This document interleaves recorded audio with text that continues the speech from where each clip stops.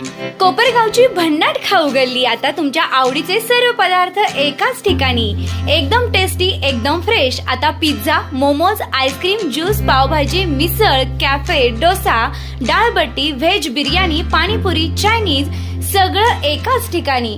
Taste एकदम जबरदस्त, quality full on आणि फॅमिलीसाठी बेस्ट व्यवस्था। आमचा पत्ता कॅनव्हास कॅफे, खाऊ गल्ली, निवारा कॉर्नर, कोपरगाव।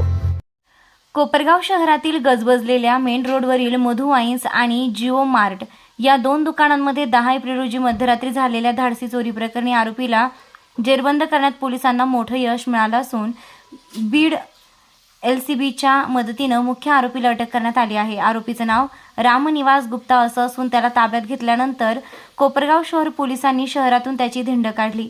गुरुवारी मध्यरात्री खंदक नाल्याजवळील मधु वाईन्स आणि समोरील जिओ मार्ट या दुकानावर चोरट्यांनी डल्ला मारला होता। चोरट्यांनी अतिशय शिताफीनं चोरी करताना शटरजवळ ड्रमला टेकून बोर्ड आडवा लावला जेणेकरून कोणी पाहू नये। त्यानंतर कटरच्या साहाय्यानं शटरचं लॉक ब्रॅकेट कापून दुकानात प्रवेश करण्यात आला। मधु वाईन्समधून रोख रक्कम व महागड्या दारूच्या बाटल्या असा अंदाजे 1 ते 1.5 लाख रुपयांचा मुद्देमाल चोरीला गेला। त्यानंतर चोरट्याने जिओ मार्ट या मोबाईल शॉपमध्ये प्रवेश करून सर्वप्रथम सीसीटीव्हीचा DVR काढून घेतला। त्यानंतर रोकड, मोबाईल आणि इतर मौल्यवान वस्तू असा अंदाजे 2.5 ते 3 लाख रुपयांचा ऐवज लंपास केला होता। या घटनेमुळे व्यापाऱ्यांमध्ये भीतीचं वातावरण निर्माण झालं होतं।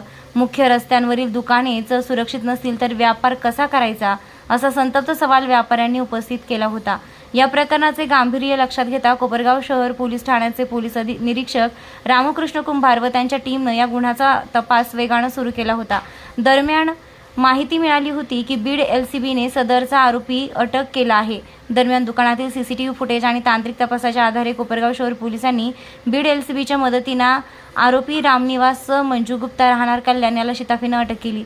चौकशी दरम्यान आरोपीनं गुन्ह्याची कबुली दिली असल्याची माहिती पोलिसांनी दिली आहे।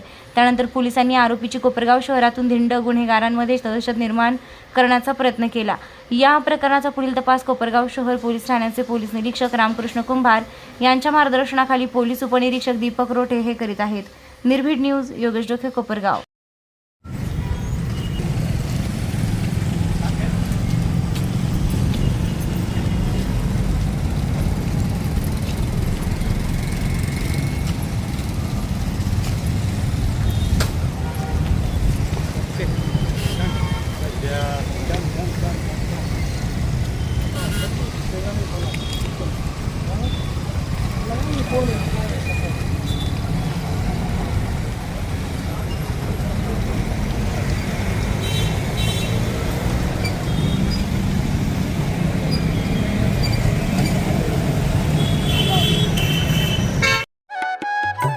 सर्वोत्तम पुरस्कार प्राप्त संस्था ज्योती सहकारी पतसंस्था। ठेवी 406 कोटी, कर्ज 268 कोटी, एकूण व्यवसाय 674 कोटी। सोने तारण कर्ज, लॉकर सुविधा, मोबाईल बँकिंग सुविधा, सुलभ कर्ज वितरण, मोबाईल कलेक्शन आदी सुविधांसह विनम्र व तत्पर सेवा। महाराष्ट्रातील एक अग्रगण्य संस्था ज्योती सहकारी पतसंस्था कोपर।